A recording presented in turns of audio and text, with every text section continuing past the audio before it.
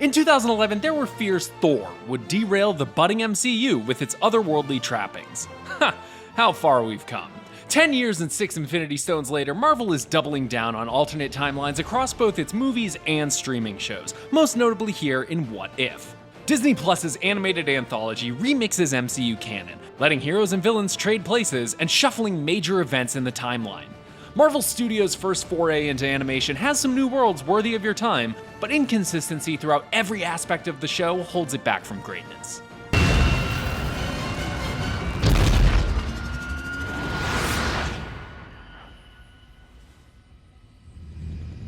What If's strongest episodes test our expectations for what kind of stories can be told in the MCU.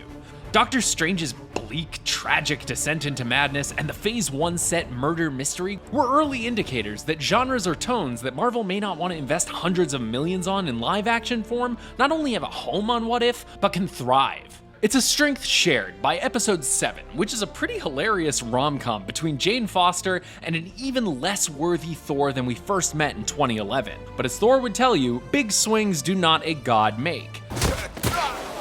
What If's zombie apocalypse episode leans on the well-known horror tropes that it brings up, but completely ignores others that everyone will be familiar with at every turn. I'll canvass the base. See if I can find his transports. Don't go places alone, Bucky! The first 2 episodes essentially just recast Captain America the First Avenger and Guardians of the Galaxy, and Captain Carter and Star-Lord T'Challa's first adventures display another area of unevenness for the show.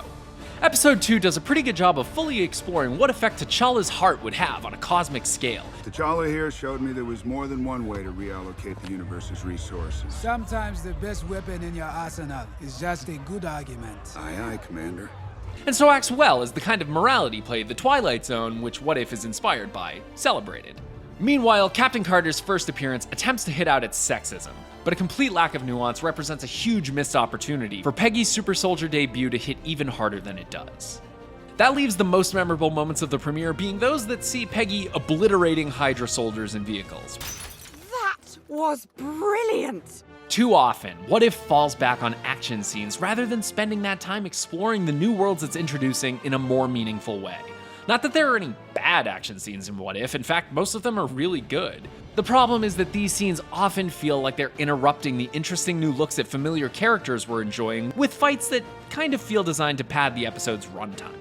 While What If was marketed as an anthology series, really it's a hybrid between anthology and the serialized storytelling that's the MCU's bread and butter at this point.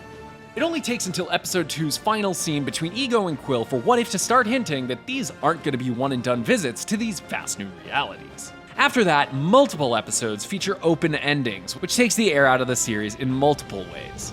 Not only do we not get a full resolution to the individual stories being told, but the continued not quite finished feeling overly telegraphs the eventual tying together of these different pocket realities. The series uses its narrator, the Watcher, as the primary connective tissue between episodes, continually reminding the viewer that the cosmic voyeur is totally, definitely, absolutely not going to interfere with the events that unfold. But come on. Wait, what? This will he won't he first truly becomes a source of tension during Episode 4, when the Watcher ignores Doctor Strange's pleas to undo his cataclysmic mistakes.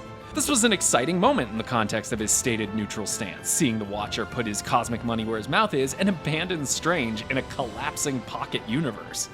But of course, the Watcher does eventually enter the fray, battling an Infinity Stones wielding Ultron across the multiverse with a power set that's never really defined, leaving who has the upper hand in that battle a little confusing at times.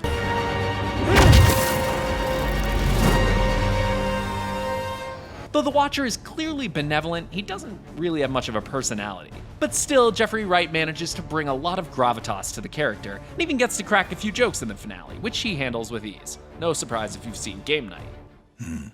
You're ready. It's showtime, my friends. Voice acting in What If isn't always so strong, though. While What If does manage to snag some of the MCU's A-list, only about half of the MCU characters are voiced by their original actors. Chadwick Boseman's final performance as the easy-living Star-Lord T'Challa delights, and his thankfully numerous appearances throughout the season are bittersweet but strong. The rest of the MCU roles go to a mix of different actors and sound-alike voice actors. Unsurprisingly, the voice actors are the strongest performers in What If, but MCU actors have mixed results. like Chris Hemsworth's even dumber Thor and Benedict Cumberbatch's corrupted Doctor Strange, but some actors just don't put the same energy and enthusiasm into their animated characters as they do their live-action ones. Oh, Bucky. Who are you supposed to be?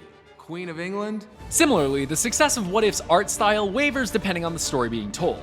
It's a mix of modern 3D animation and the MCU's cinematography that wholeheartedly favors Cosmos set episodes over those that are earthbound.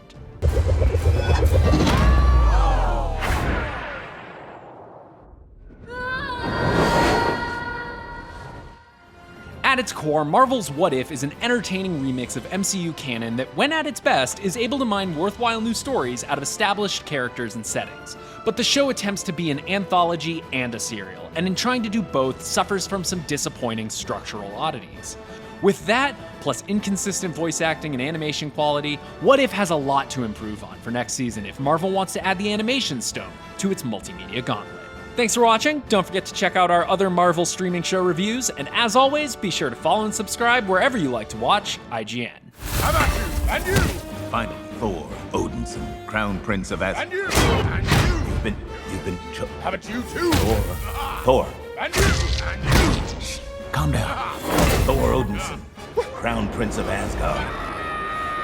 You've been chosen.